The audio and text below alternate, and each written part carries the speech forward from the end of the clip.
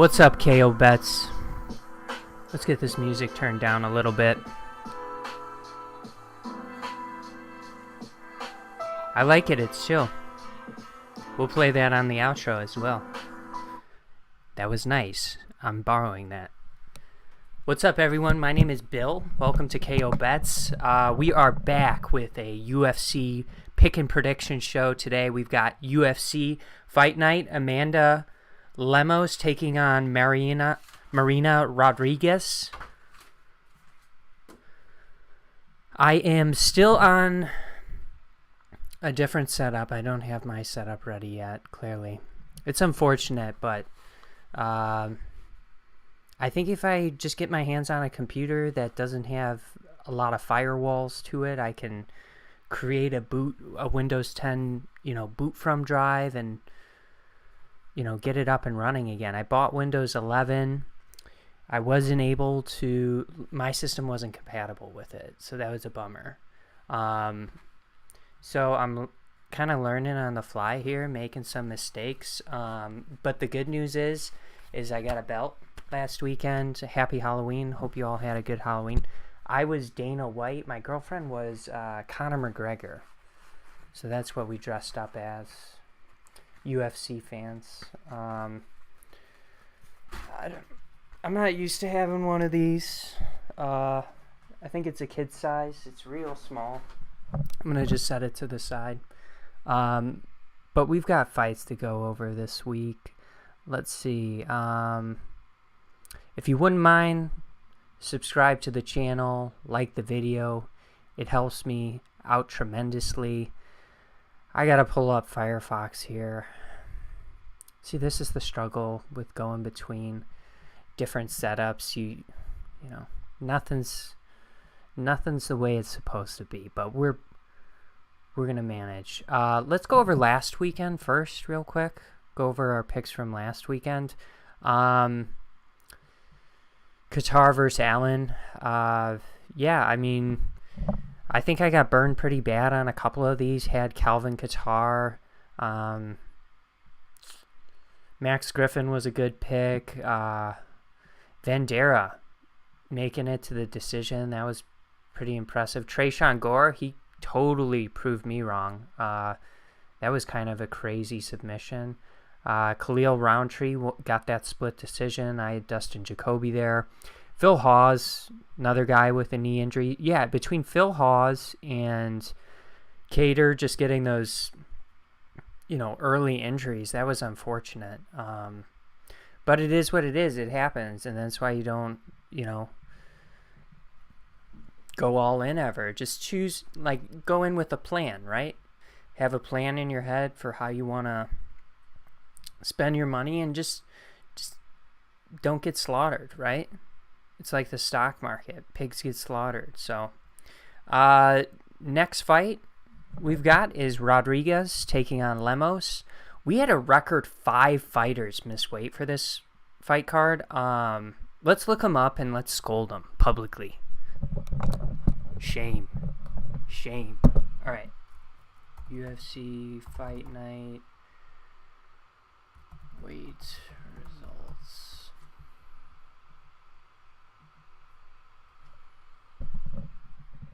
Oh, it says 4 misses. I thought it was 5. But maybe it was just 4.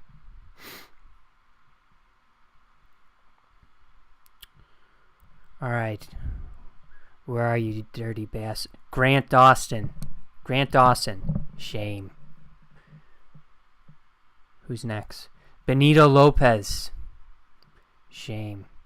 Dude hasn't fought in, since 2018, 2019. Shame. Coming back, missing weight.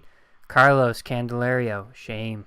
Ramona Pascual. You know what? Actually, though, I don't want to give him too hard of a time. Because I believe we looked at it last week, and they only had 6 fights scheduled at that time. So I just think they need to get a little ahead of this, filling out these UFC Fight Night cards. You need any help over there at the USCPI doing that, hit me up. I'm an expert. I can do a production schedule. I can work with you, talk to fighters, try and make some of these, you know, the breadcrumbs, right? Not the substance we're serving up a meatloaf. I'll be the breadcrumbs. I'll help you there, put together some fights. The goal basically be to just have like a crazy knockout occur or something spectacular. Maybe make it even a little gimmicky, like maybe involve some people who are of the celebrity status and aren't necessarily concerned with getting compensated, but more just want to like participate in the sport. You know what I mean? So just an idea, throwing it out there. I'm not cheap, but I can help you out.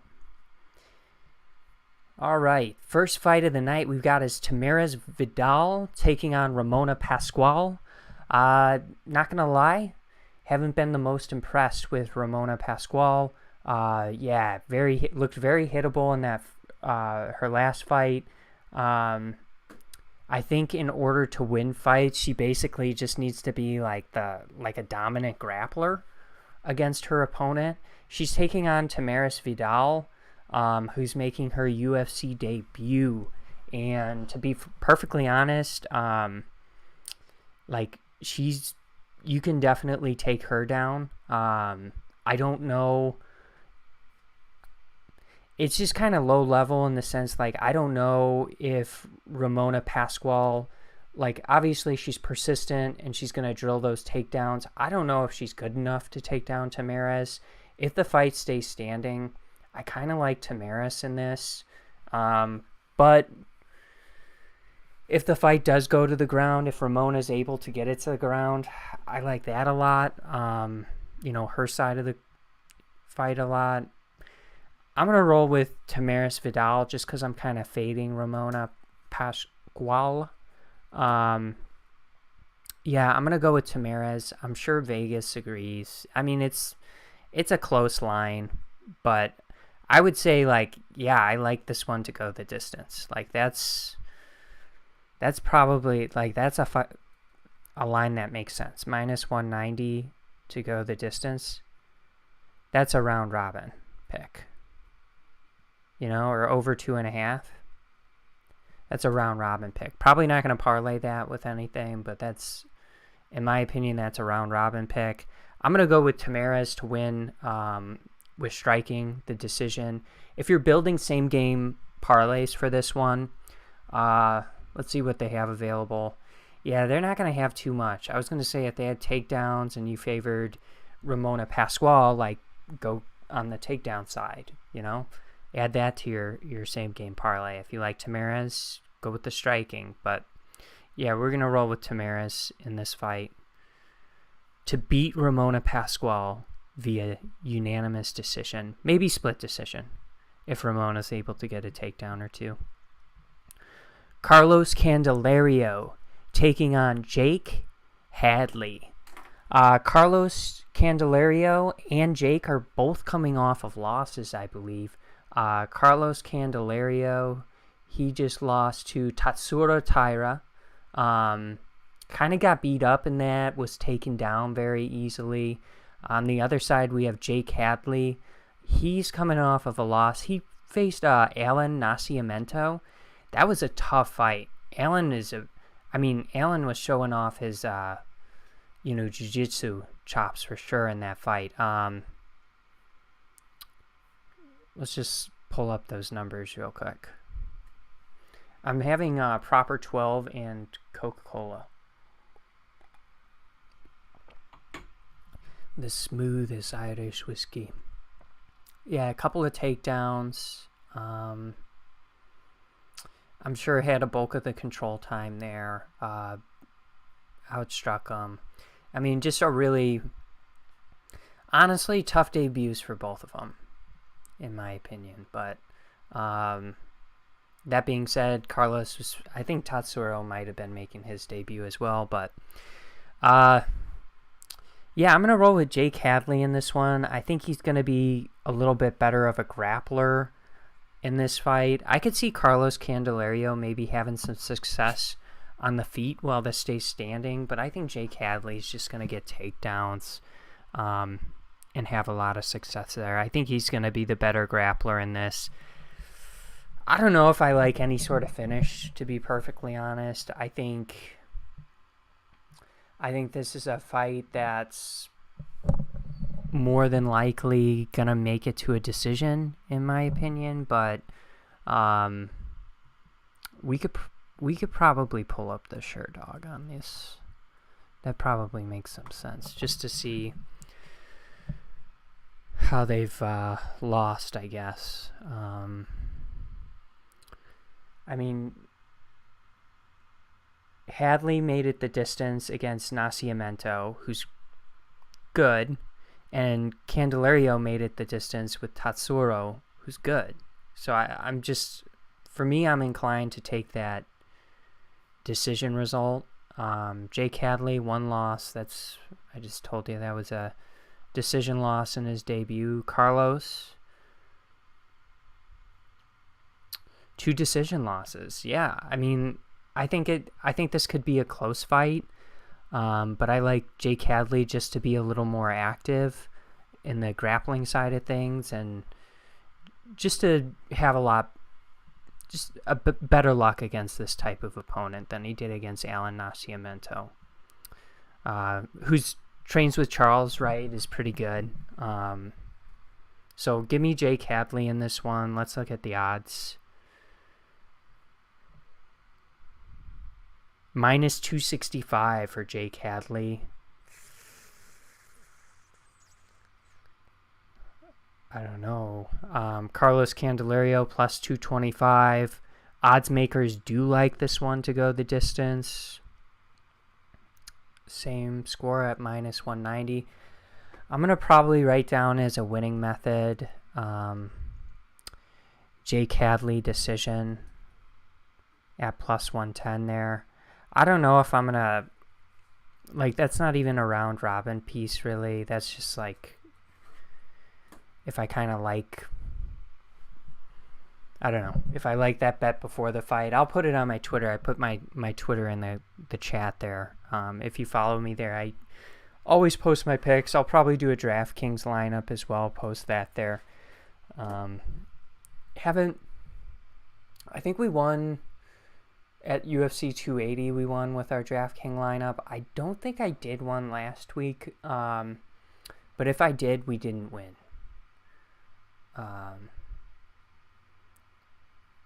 Yeah, so I guess I like I said, Hadley in that fight, minus 265.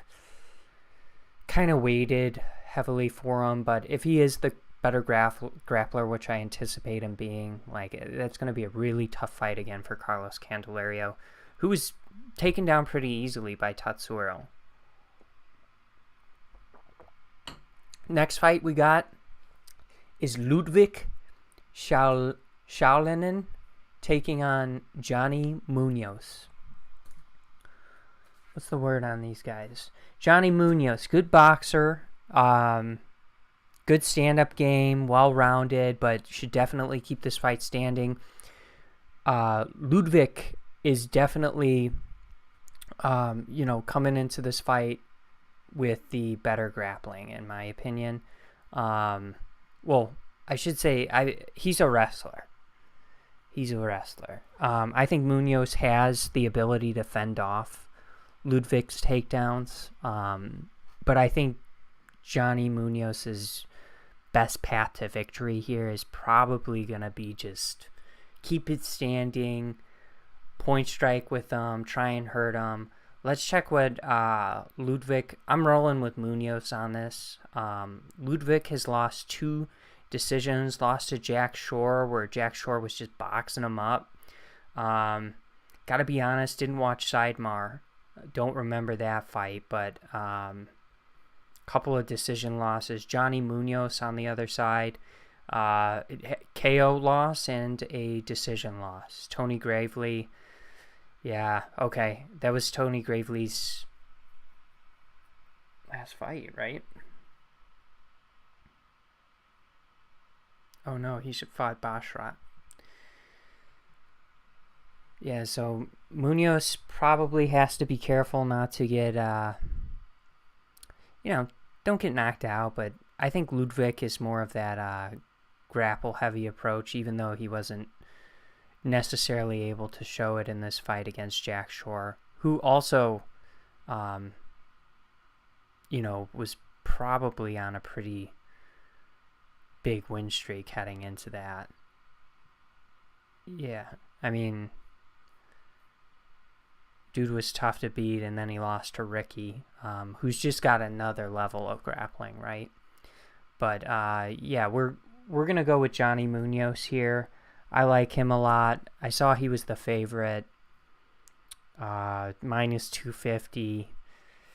Yeah, I just like him to fend off whatever Ludwig really throws his way. So I'm gonna go with Johnny Munoz here. I do like. I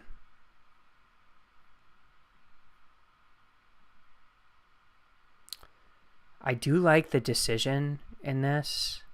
I like Munoz to just kind of keep it standing and point strike and win. That's coming out of the gate. I'm predicting 3 decisions in a row, which is kind of crazy. But I'm going to, scribble down. I mean, maybe Ludwig fades throughout the fight if he's shooting for takedowns and they're getting stuffed and he just gets exhausted. Maybe Munoz is able to put him away. So, Munoz money line. What's my prediction? I'm going to say Munoz decision. Plus 140 there, but don't feel comfortable betting on that, really. Maybe I would do Munoz, like one of these fight parlays, like Munoz and over round and a half at minus 50. Like, I feel a little, even though the odds aren't the same, I just feel a little more comfortable in case Ludwig, like I said, is just shooting for takedowns and not getting them. That can wear you out, and we'll talk about that in the Madsen fight too, because there's a guy, if you have to wrestle and you're not able to get it, it's a tiring fight. Next fight we've got is Polly Viana taking on Jinyu Frey. Yeah, Jinyu Frey is a decent wrestler. I kind of want to look up her fight history here, what she's done. Coming off of the split decision loss to Vanessa Demopoulos, who she arguably beat. I think there is a argument she should be on a 3-fight win streak here, but Vanessa is a good grappler, very strong. Taking on Polly Viana, who's got good jiu-jitsu, good stand-up, which she lost to Tabitha Ritchie, her last fight, who's a good martial artist in her own right. Yeah, I don't think... So this is one of those things. I don't think Jinyu Frey is like... I think she's going to be the better wrestler in this fight, but I don't necessarily think she's going to be like totally dominant, if that makes sense. I think she's going to be susceptible to getting caught by jiu-jitsu moves from Polly Viana. I think as far as the stand-up approach, I think Polly Viana is just going to be the better striker, more technical striker. I think what I like about Jinyu Frey is when she's able to put this fight against the fence, if she's able to get Polly Viana down and stay in top control, and just not get caught out of position, not get caught in submission attempts, I think she'll be fine. But I think stylistically, this is a dangerous fight for Jinyu Frey, and I think I want to roll with Polly Viana here. Maybe just because of that grapple-heavy approach from Frey. Maybe a decision, maybe a submission would be in play. I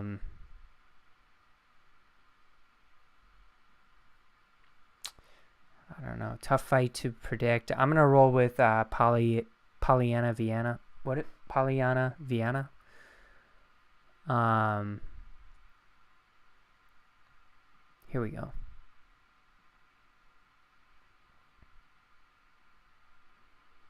Pollyanna is the slight favorite at minus 140 here. Jin Yu Frey, a little bit of an underdog, plus 120. As far as the fight lines, I'm sure they like it to go the distance. Yeah, I mean, Pollyanna could for sure get a submission in this fight if she is fighting from her back a lot.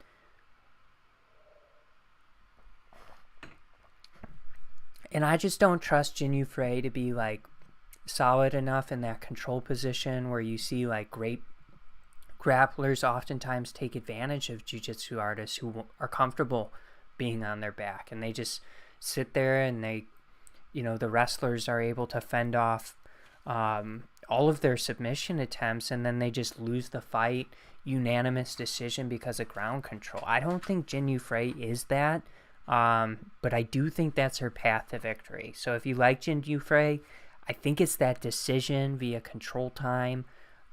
That's how she's going to do it. I think Polly Vienna, I like her approach where she's able to potentially fend off some takedowns when she is on her back.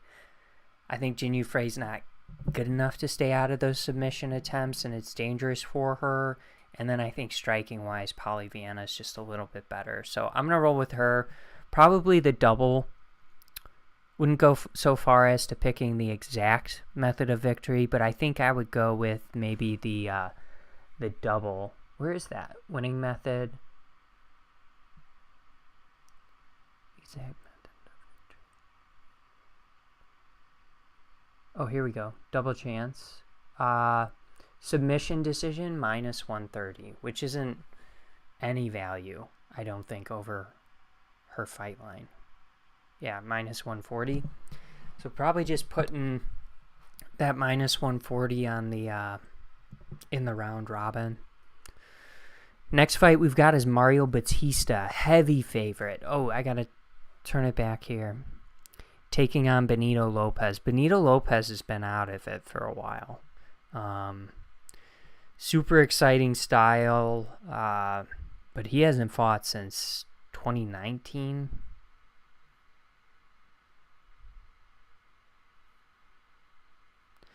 Yeah, July 2019. So, I mean, it's over 3 years ago, right? 2020. Yeah.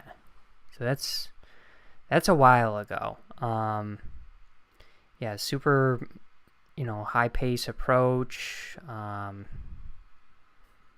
Is very good. Not really sure why he had taken off so much time, but yeah, it's a lot. That's a lot of time to take off for Benito Lopez.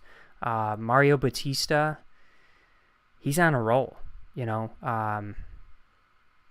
just beat Brian Kelleher, has been, fighting multiple times a year, and I think he's very good, very dangerous, strong puncher, strong wrestler, displayed that against Kelleher, solid kicks, just a really impressive fighter. So I'm going to roll with Mario Batista in this fight.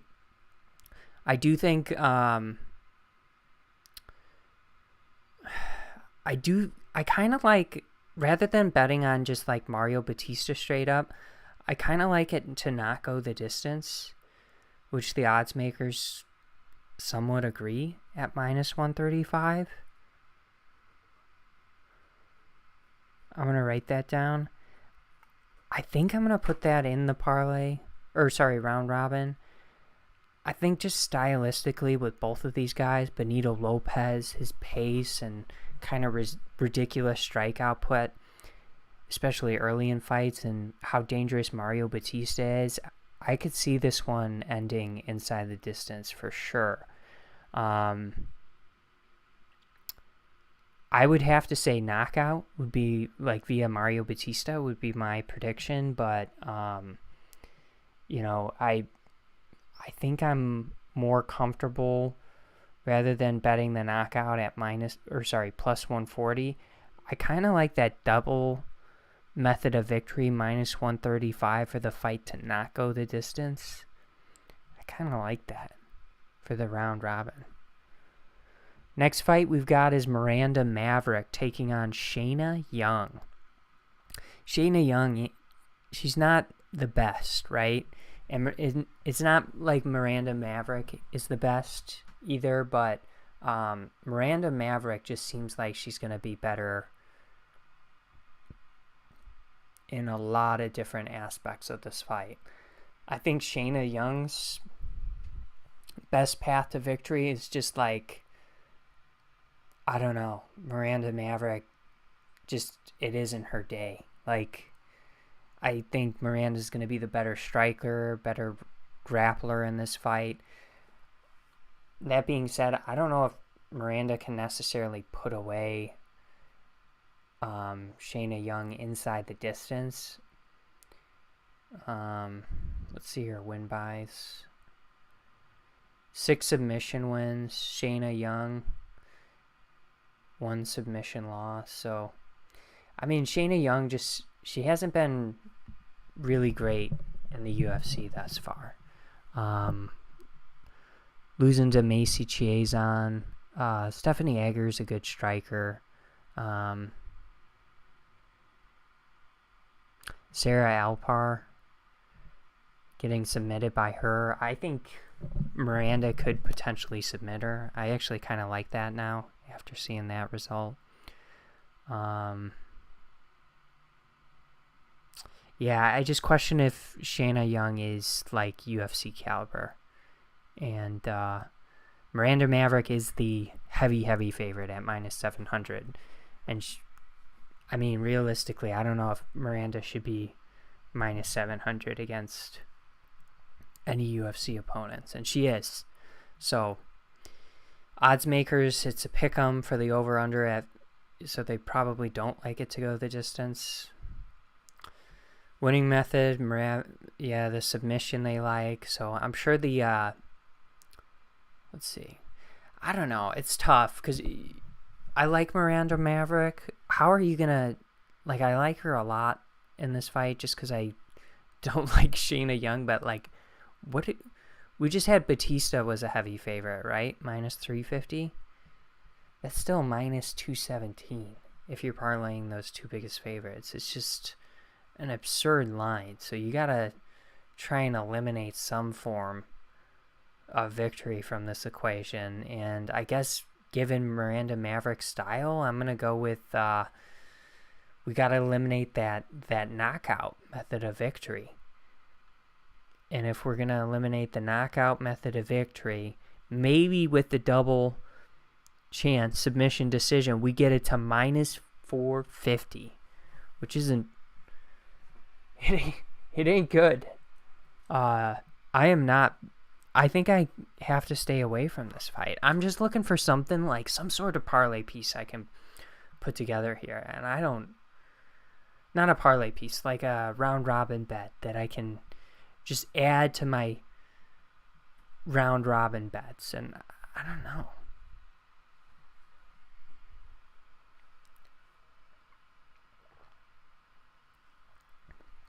I don't really want to bet Miranda Maverick -700.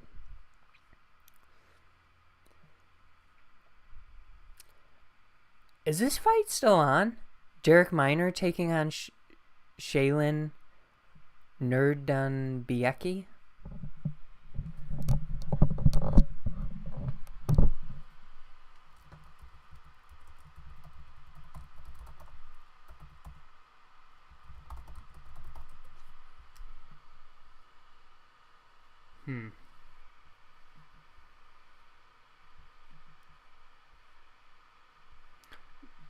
I guess it's still going on. For some reason, why did I think it wasn't?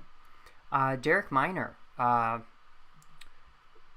basically is going to try and submit you. Good wrestler. Kind of gasses out later in fights. Let's look at his Sherdog here. I realize I'm probably put that microphone down right in front of the camera. Yeah, 22 submissions out of his 26 victories. That's crazy. Got beat up by Ryan Hall, just gassed out. Obviously, Darren Elkins, another good wrestler, was able to fend him off, gave him a hard time. So, I don't know what Derek Miner's really going to have to bring for Shylin. If Shylin's comfortable in their grappling with Derek Miner, which I think he probably will be, this is going to be a long night in the office for Derek. Derek could be winning after round 1, but he kind of gasses out. I think I gotta roll with Shylin. I think I do like something inside the distance.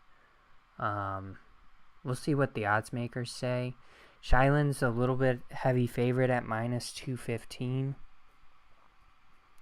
Interesting. I'm writing this down because I didn't really research it, but we've seen him fight before.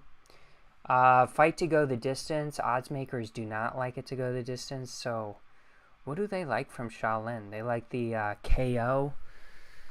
I mean, based on what Ryan Hall was able to do to Derek Miner, I think that's a possibility. Shylin is going to be a very good striker. I do think there's a live bet opportunity here if you're unsure on who you want to pick. Derek Miner does fade in fights, so if he does win the first round, you might see the odds switch a little bit and get some value on Shylin. But I would expect him to really push through in the latter parts of this fight, and he is a finisher. 18 of his 38 wins are finishes, right? Sorry, 28 of his 38 wins are finishes. So, really good finisher. Does have 6 submission losses of his own. I think the bet to place in this is that the fight doesn't go the distance, right? At minus 200. I'm going to predict for the exact method of victory. I'm going to predict the Shylin KO.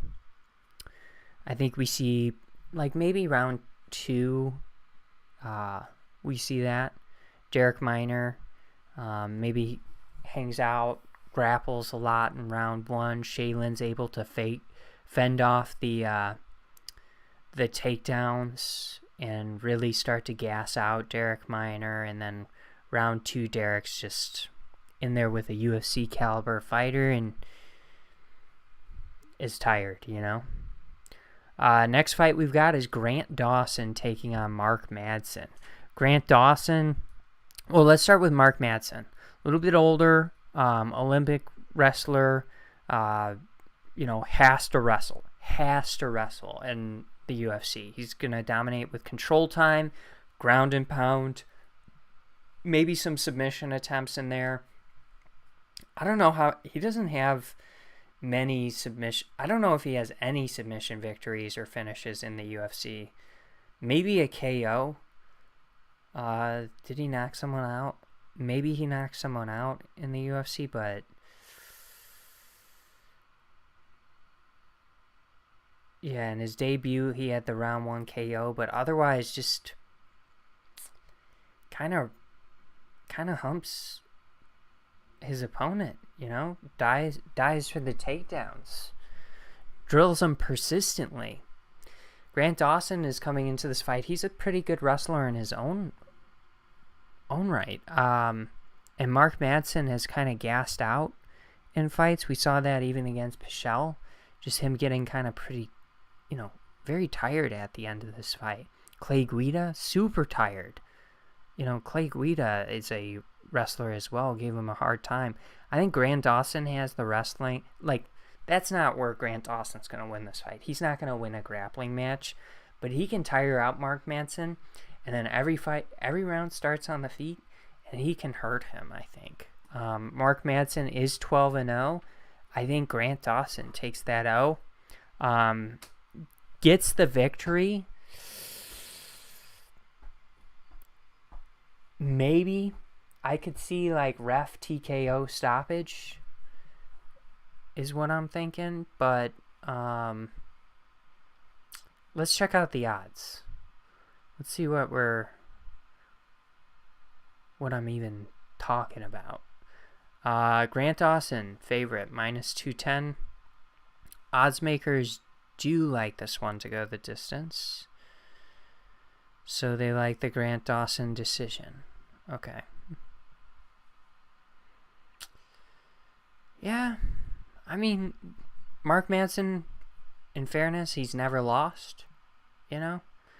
I just think Grant Dawson's going to be the better striker, and maybe he's the younger fighter, and maybe he's going to just come through strong in the second and third round of this fight and take those rounds. Worst case scenario. I don't know. I kind of like... Why do I kind of like the Grant Dawson plus 650? Does Grant Dawson even have a lot of KO victories? Only 4. But I don't think he's going to submit Madsen. I just kind of like one of those things where Madsen's tired.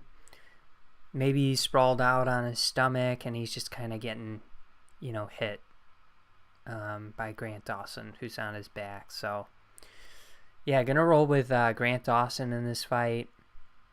I'll let you know. I'm going to post my picks, like I said. I'll let you know what I don't think he's going to submit Mark Madsen. I don't think he's going to submit the Olympic wrestler. But I do think he could control him at some points in the fight on the ground and potentially rain down ground and pound. Or maybe against the fence, Madsen's just unable to defend himself because he's tired. I don't think he's going to get, slept. But I think there's just, the ref's going to stop in and he's not going to be able to defend himself kind of a deal. So give me Grant Dawson in this fight. Next fight we've got is Tagir Ulanbekov taking on Nate Maness. Nate's coming down from, I think, 135 to fight at 125, right? Isn't that what? Yeah, flyweight. So, I don't know. Nate Maness, he's cutting a lot more weight than he typically does. 5'10", cutting down to that size. You can do it. I mean, I don't think there's, it's not feasible, but I think it's going to be pretty draining. Yeah, really question the decision to do that.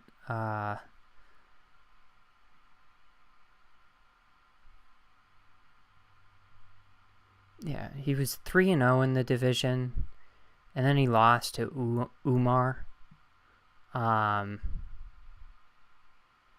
which is fine. It's understandable. It just kind of got wrestled in that fight. I don't know. Maybe at the bigger size, I'm wrong. He's able to more effectively fend off takedowns. This is a fight I'm probably gonna avoid betting on. I do think Tagir is going to be the better wrestler heading into this fight. I think he's going to be able to push the pace a little bit more than Nate Maness throughout the fight. I do think Nate Maness is going to be he's going to be pretty competitive just because he's big and he's going to be able to strike with Tagir, but ultimately, I just like Tagir in this spot. Yeah, don't know about Maness dropping that much weight.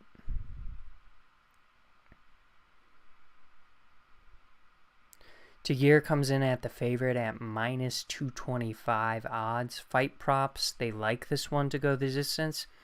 I tend to agree with them. Tagir, if you're looking at his win by, he's got some submission method of victories there. But he's facing a guy with how many losses? 2 losses? I don't think... Yeah, it wasn't a submission loss. It was a KO loss.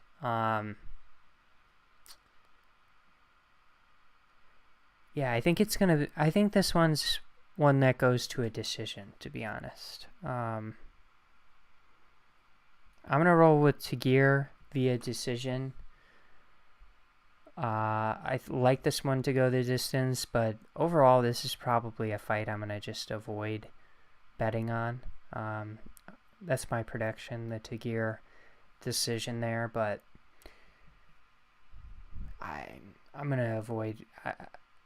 who knows how Nate Maness looks at the lower weight? That's kind of my question. Is he, because if he's more effective because he's the bigger fighter just in grappling exchanges, I could see him being really effective on the feet, especially if Tagir's, shooting for takedowns and unable to get them. So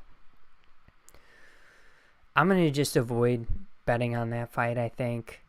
The next fight we've got is just, it's Chase Sherman taking on Josh Parisian. I don't know.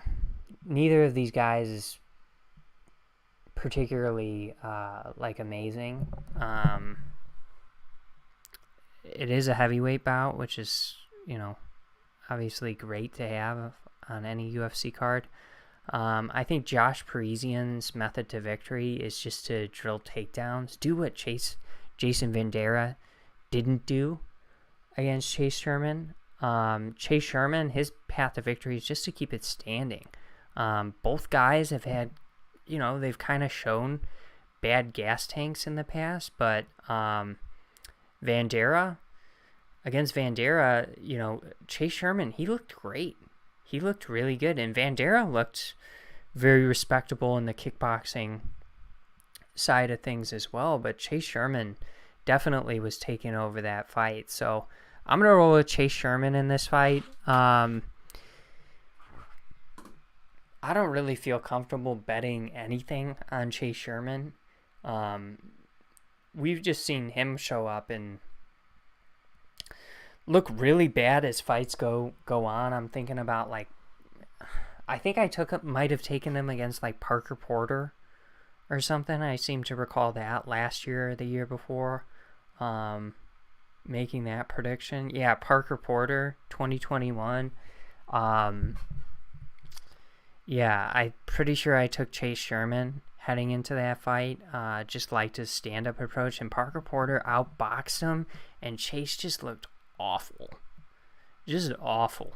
No gas tank. And since then, we've learned Parker Porter has a very, Andre Arlovsky type, high output kind of stand-up approach. Just doesn't carry a lot of power, but's a big boy for the division. Chase Sherman's a little bit smaller here, but he looked good against Vandera. He looked good. The conditioning looked fine. It looked fine. I think if he has that type of performance, he's probably putting away Josh Parisian too. So I'm going to roll with Chase Sherman, minus 140 here. Fight props. They do not like it to go the distance. For the method of victory, they like the KO, it looks like. Checking out Josh Parisian, he's lost 2 KO losses, 11 KO victories. I don't think it's the wisest thing for him to just stay striking with Chase. And Chase has some KO losses in his own right. So maybe we're going with the KO as the method of victory here. Winning method. KO, minus 175. Interesting.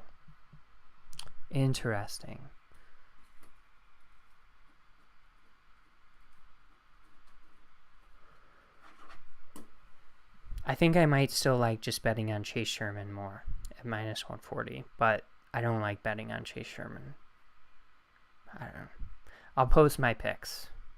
Neil Magny taking on Daniel Rodriguez. Dan Rodriguez, I picked him against the Leech, but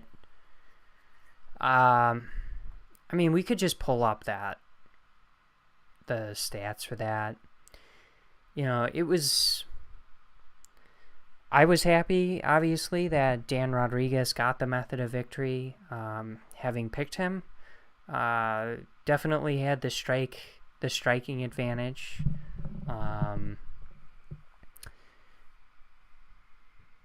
Leech had 1 takedown. I don't know. It was a close fight. It was a very close fight. Both fighters found out that they were fighting each other on Friday night or something, right? That was the craziness of the Diaz-Ferguson card.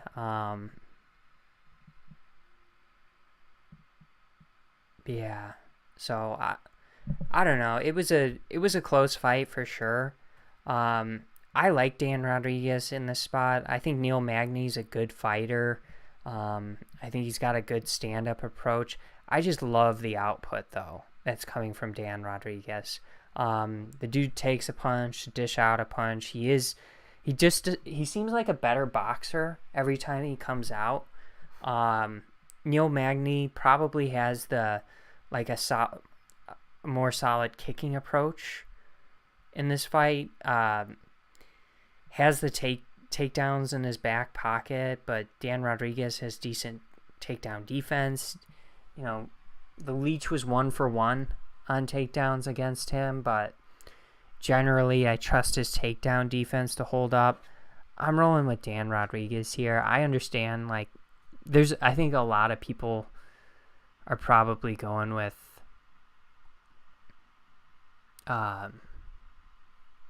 Neil Magny. I like Neil a lot. He's a slight favorite at minus 120.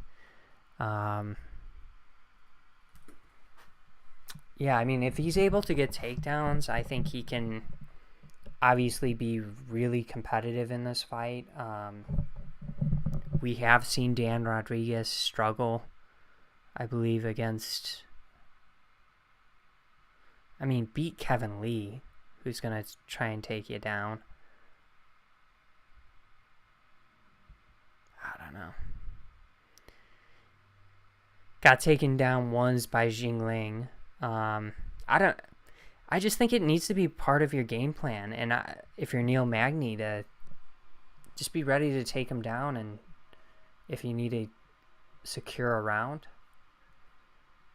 But I'm gonna roll with Dan Rodriguez. I like how he's looked in his past fights, recent fights. Next fight is Marina Rodriguez taking on Amanda Lemos.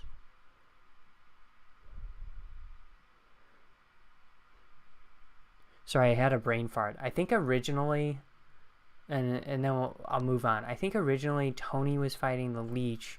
Dan Rodriguez was fighting Kevin Holland, and Hamzat was fighting Nate. So, yeah,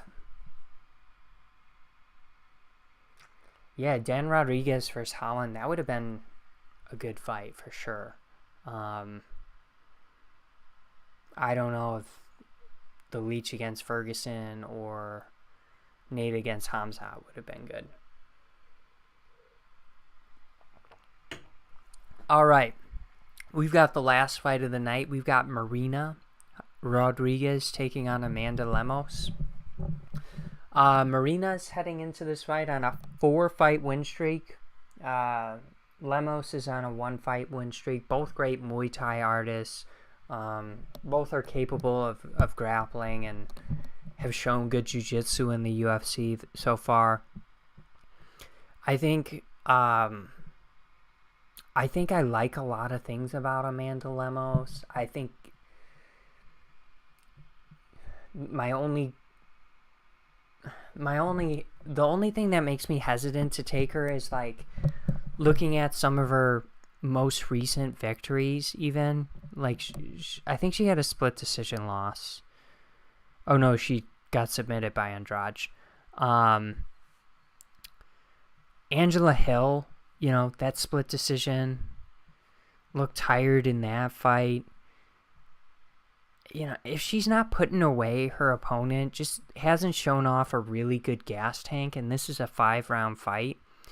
But she is dangerous. She is very good. I just think I like Marina Rodriguez a lot heading into this fight.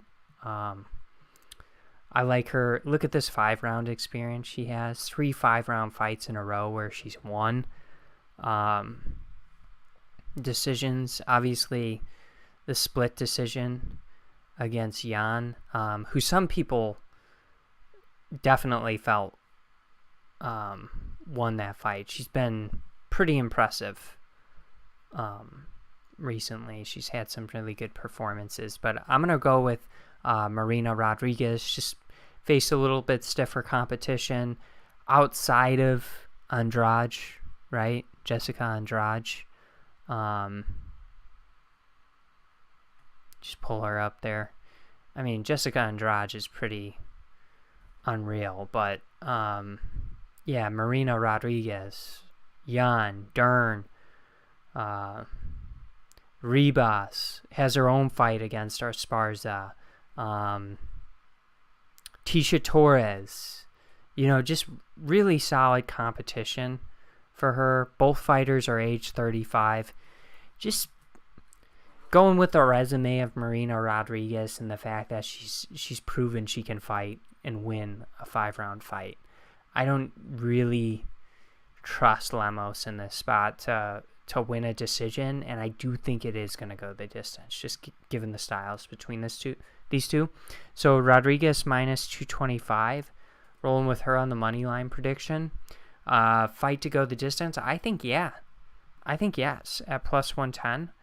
I think even if Amanda Lemos is tired, I don't really see her giving up in this fight or getting submitted. Like I don't see her getting finished in a stand-up fight, and that's where I think a lot of this fight is going to play itself out. Like Marina Rodriguez, the decision at plus 165, probably gonna. I love in these 5-round fights just doing like the favorite and over 2.5 rounds or over 3.5 rounds, just to get like a little bit better odds on a fight when I think it's gonna go the distance. You save yourself some heartache on the back end if there is some sort of late stoppage, and then but you're able to improve your odds a little bit. So I think Amanda Lemos, if she's able to catch Marina, if she's able to catch anyone clean, she can hurt them for sure. But yeah, I'm on that Marina Rodriguez bus or whatever, the fan bus. Check out trending topics. SmackDown, Nike. What's trending with Nike? Sweatshops? Oh, wow. Sushi.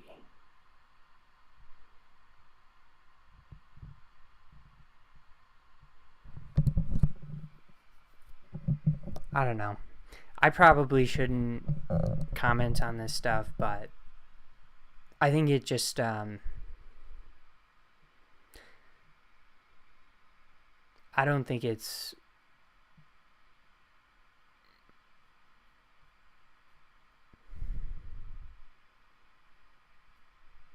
I don't know. I don't think it's really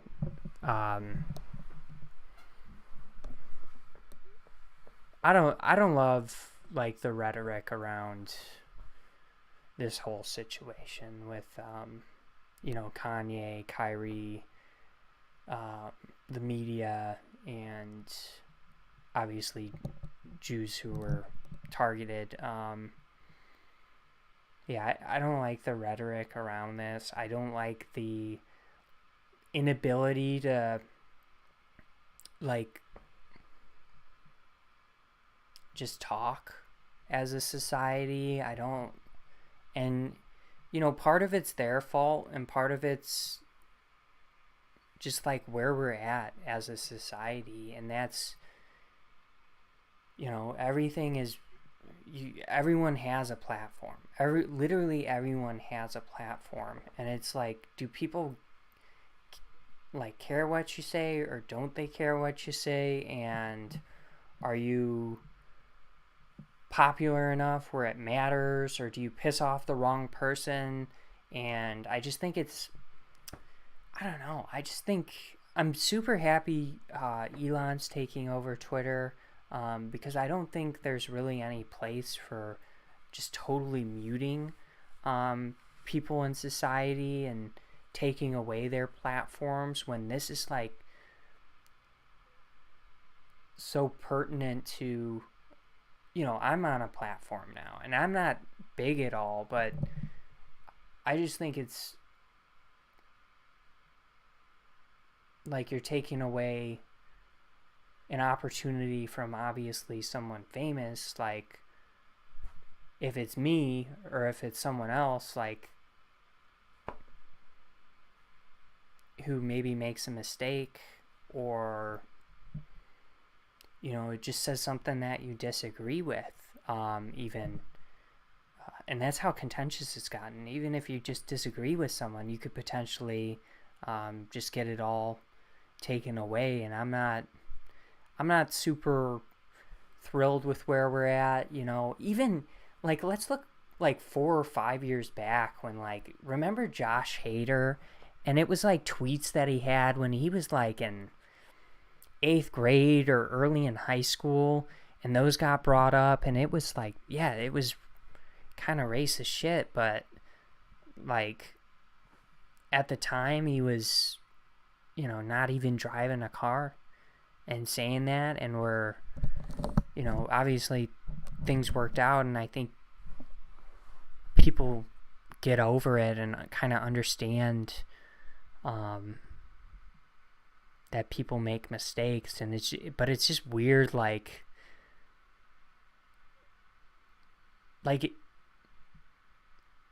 it's weird when people put other people in a position where they're like demanding certain things, like an apology, and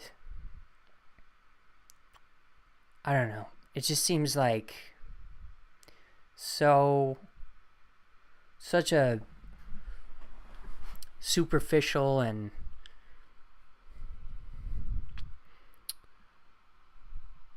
destructive way to go about these interactions. And that's, I don't know, that's where I'll kind of leave it at when it comes to that stuff. I don't want to be like, I don't really want to be, I don't support anything about really what was conveyed or said, you know, by those 2 individuals that I named. I just want to maybe just express, like, everyone has to really figure shit out. With Celtics head coach, I'm Jalen Rose, and I would like to apologize for a comment I made earlier on NBA Countdown. I question why a woman's name who had an alleged affair with Celtics head coach Ime Udoka was not made public. After an internal investigation, and it was discovered that she was a subordinate to the head coach, I now understand fully why her name should not be released to the public. Now back to our NBA coverage. I'm Jalen.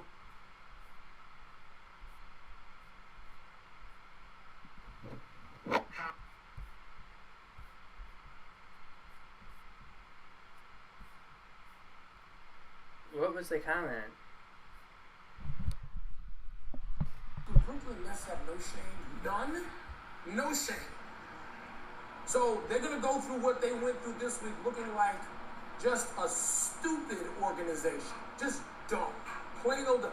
Can't get anything right. They've gotten nothing right in 4 years.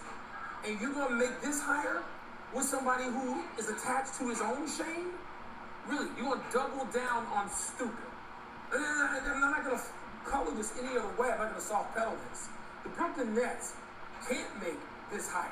If the league is upset about all the things that are going on with Kyrie Irving and how that franchise looks in New York City, what in the world will that office think of the Nets if they make this? This is not about Ime. This is about the Nets. But in this same argument, Wilbon's saying they need to consider, like, what will the world think about them. So it's just, again, it's just like a weird, there's just like a weird relationship between, you know, TV, information, the internet, and us, right, consumers. And it's just weird, man. I don't think you need to care what people think about you. I think it's your response. You can do whatever the fuck you want, right? You can do anything you want. I'm not even gonna get into that. like how you should treat people or anything like that. You can do anything you fucking want. And I want to have the choice to support you or not support you, you know, from there. So, you know, people crying like that Kyrie's posting a clip of someone making $40 million a year. Like, the dude's a fucking great basketball player.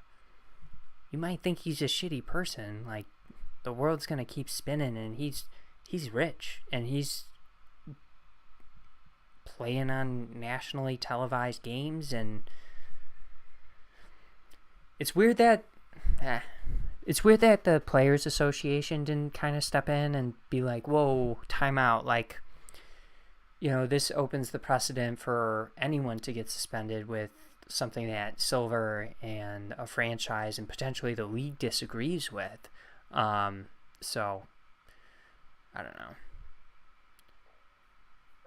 Owl Grand Finales. It's something Overwatch related? I've never played Overwatch. I've kind of been playing NBA 2K lately. The new one. It's been a lot of fun. I have been doing my career, and traditionally I make a point guard, right? But this year I decided to go with a big, like a stretch 4 kind of build.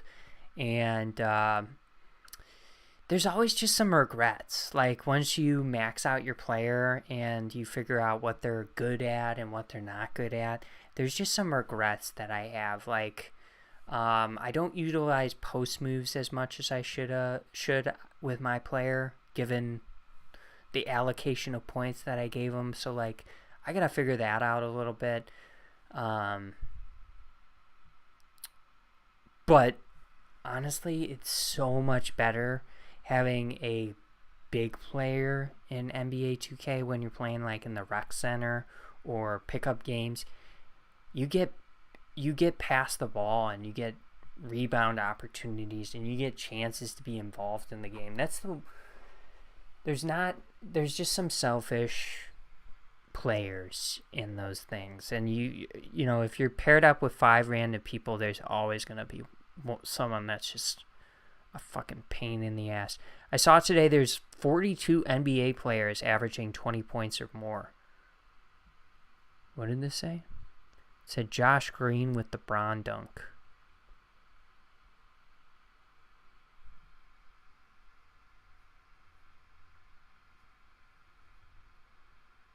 The kick by Green. Good. Extra pass. Hardaway off the side of the backboard.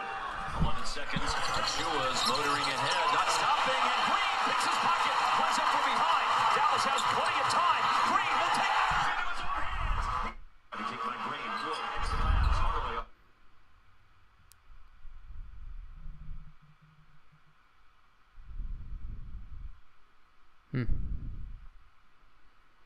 Maybe I gotta pay attention to who Josh Green is, but I don't know. Let's see what else is trending. Mobley's hurt. Bulls are playing tonight. They're playing Boston. I put a small wager on the Bulls in the over. I think 224 or something. Bulls beat them once this year. I do think it's a revenge spot for the Celtics, but it's the end of the third. It looks like they're going to comfortably hit the over because it's 93 to 87 for the Celtics. I might watch this fourth quarter here. DeMar DeRozan, 35 points at the end of 3. 11 for 19 from the field. Wow. DeMar's great. So down 6 heading into the fourth. It looks like they're going to hit the over. So if the Bulls win, that'll be a nice little payout. It was like plus 550 odds. Pretty decent. Let's see for you. I'm not even signed in, so let's see what this means. Former Pakistan Prime Minister Imran Khan shot in leg in an assassination attempt. Twitter layoffs. Elon told probably half the staff They got to get out of there.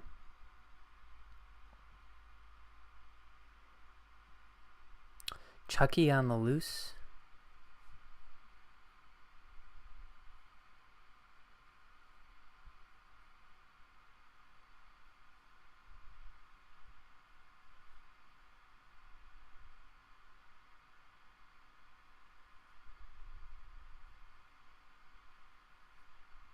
What the fuck is this? I don't know what I'm looking at. Oh, they had Formula 1 cars driving through Vegas? That's loud as hell. Probably smelled like shit too, the gasoline. Oh my gosh. Oh, look at the puppy. Oh, the cat's under his face. Oh, or his ear. It's so funny. Let me check your temperature. Let me check your temperature. Sea otter.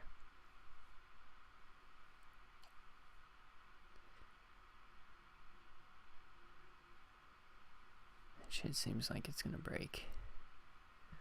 What is this? The next song?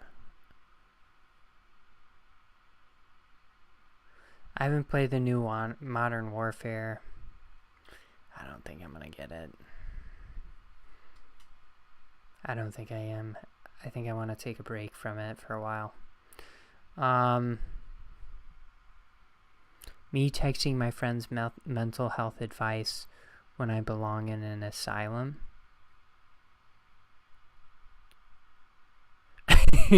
Pug owners, my dog is the cutest thing ever, the pug. I don't show ID at the club because they know that I'm 21.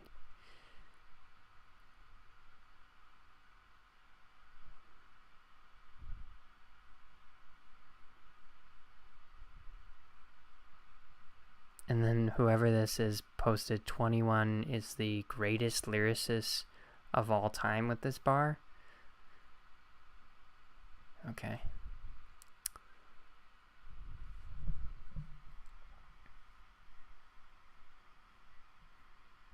Oh, this is interesting. The most important thing that Twitter employees want to talk to us, because I know that you've been talking to a lot of folks employed by Twitter. What are they telling you? What does the separation also look like, the details of that? Sure. So the most important thing that Twitter employees want to stress is that the company is a nightmare right now. Yeah. And you cannot work there. And the website is built on sticks, and it might fall apart. So how is it cards? If it falls apart by Tuesday, we're in trouble in terms of getting election information out there. The other thing they're warning to me about, by the way, to regular people, you know, this is the thing. These people have lost their jobs, and this is what they're worried about right now. On Tuesday, on Monday, let's start on Monday.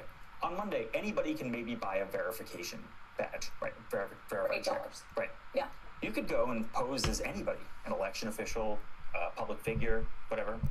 If any of you try that with me, I'll fuck you up. So severely, there's no way they're going to catch up in time for these lies. Wow. So, using Twitter as a trustworthy source of information on Tuesday is going to be a nightmare.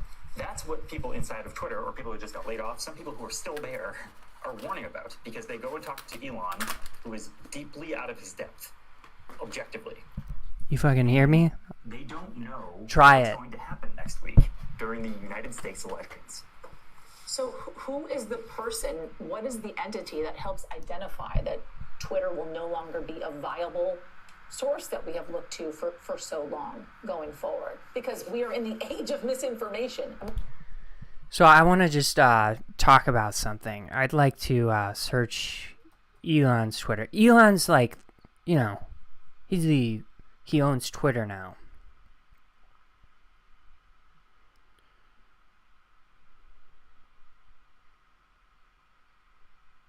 Again, it's right here, this one I'm highlighted over. Again, to be crystal clear, Twitter's strong commitment to content moderation remains absolutely unchanged. In fact, we have actually seen hateful speech at times this week decline below our prior norms, contrary to what you may read in the press. Now, I'd also like to continue. Fuck.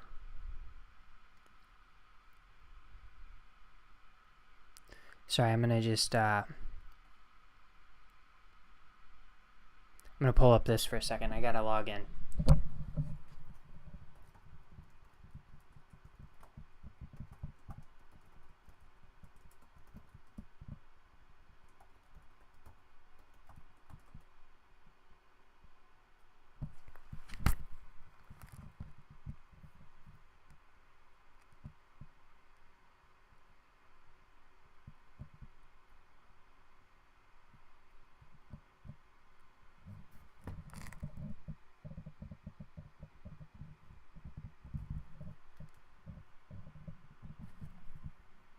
Here we go.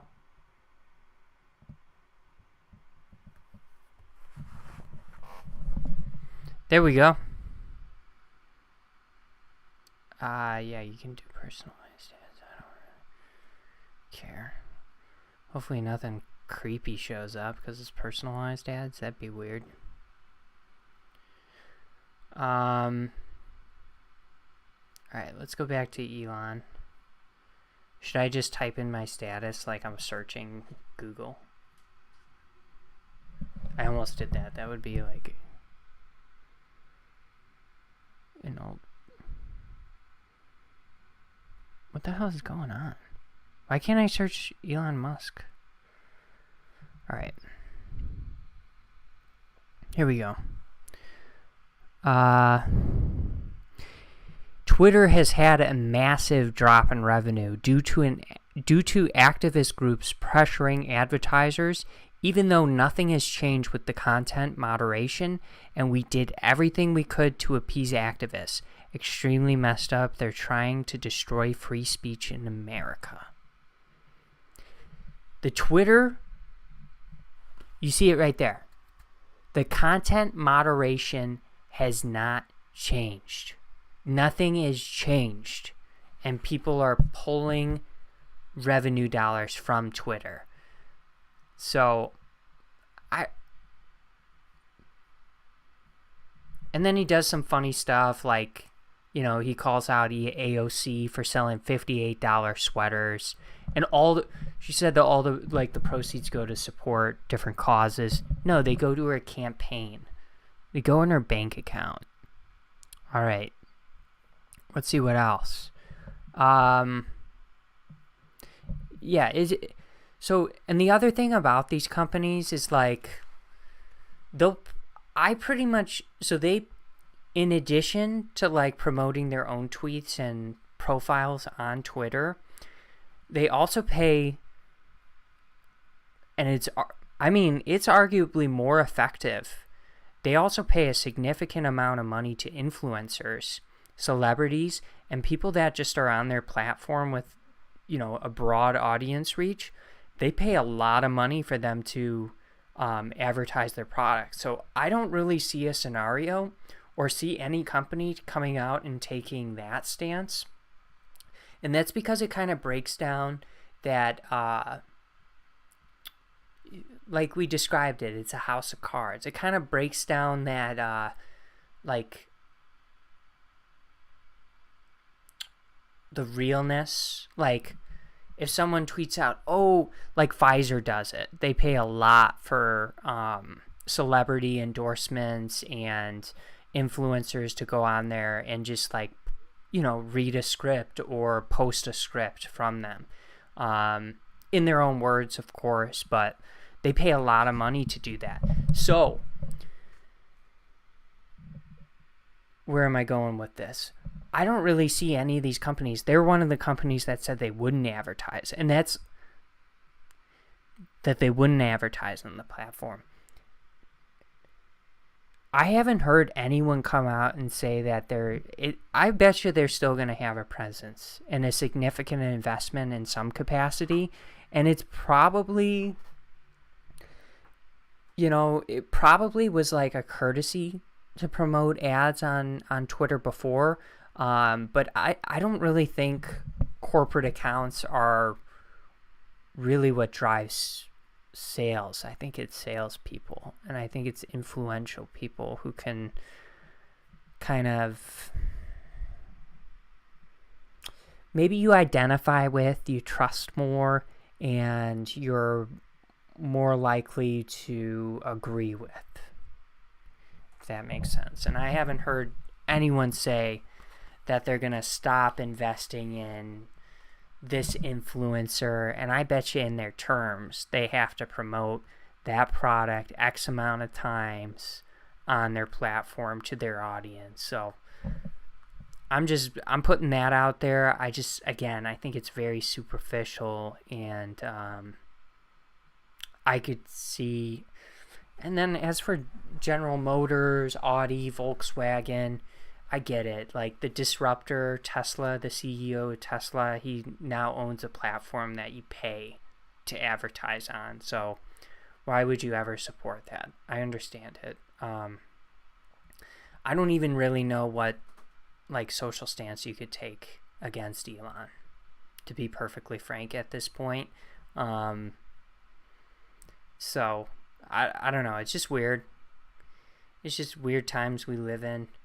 I think I did a sufficient a job of getting myself in trouble during this last segment of checking out Twitter. We gotta get the fuck off here before we get canceled. We gotta get off here. If you haven't already, please like the video, subscribe to the channel. It does help me out tremendously. If you go ahead, put your parlays in the comments. I really enjoy, and I always interact with the posts. I'll try and say, thank you, or I'll try and interact with it in some way. I always do. Feel free to post. Hopefully for the NFL show, I know I keep teasing it. Hopefully for the NFL show, we've got the old PC back up and running. Yeah.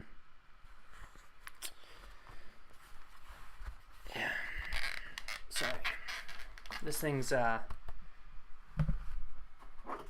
as you can hear, all gold. All gold. No, it's, I think it says like 8 for ages, like, the box has like a little guy on it, right? A little kid, and it says like for ages 8 and older or something on there. It's a really small UFC belt, but I think it's kind of a dope addition to the collection, and it'll probably get added, somewhere in the background here. We'll put it. It'd be kind of cool. I did get an Irish flag too, like I explained at the beginning of the show. I was Dana White. My girlfriend was Conor McGregor for Halloween. So we kind of had a get up with a UFC belt, Irish flag, all that stuff. Yeah, I think we're in a good spot to end the show here. Twitter link is in the comments, in the chat there. Go ahead, give me a follow there. I'm going to definitely post my picks tomorrow. Looking forward to watching the fights with some friends manana. I'm going to do some leaves in the morning. I got to do some cooking during the day. I got to make something good. And yeah, I want to do the leaves tomorrow so I can just chill on Sunday. Just kind of relax. Super pumped about the Bears getting Chase Claypool. Yeah, I kind of want to. I don't know. I don't think we're gonna like go on some crazy win streak or anything, but we're kind of a fun team to watch. The Bears are. Justin Fields is very entertaining. He's kind of sick. He's good scrambling. He's good on the bootlegs of finding second, third reads. I mean, I understand that's a breakdown and it's maybe an unsustainable method of running your offense. I do think we need to get him some O-line help because, there's no way he's going to make it a long time in the league, taking some of the hits he's been taking and scrambling around like that all the time. But I've seen a lot of good things from Justin, and I like him. I like what I'm seeing. I'm pumped we got Claypool, another weapon for him. I thought we could have traded Montgomery, but I'm kind of excited to just see how this offense looks and starts to hum. We've got Mooney, Claypool, Kmet. Harry had the touchdown last weekend. I don't know.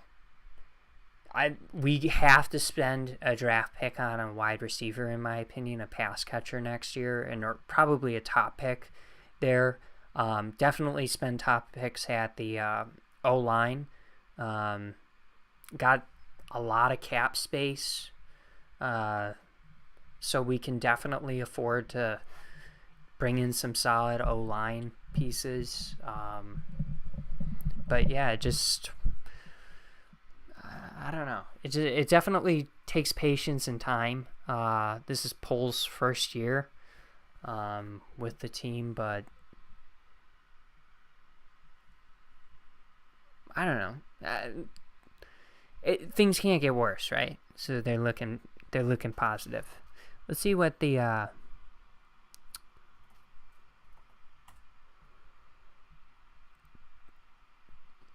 Bulls are doing.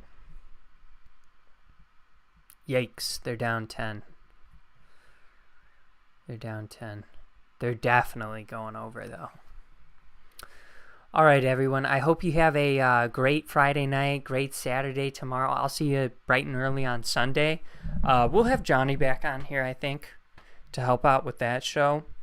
I'm looking forward to that. I'm kind of belching as I'm signing off here. I don't know what's going on with my voice. But I appreciate you tuning in. Have a great weekend. Let's get the tunes going on the outro. Let's open up the club. I accidentally exited our the song we were playing. Where is it? We'll do a different one. This one is called Technology, Stylish, Future Bass by Infraction. No, that sounds like a... We'll do this one. Chill Electronic Calm by Infraction. All right, skip this ad. Let's hear it.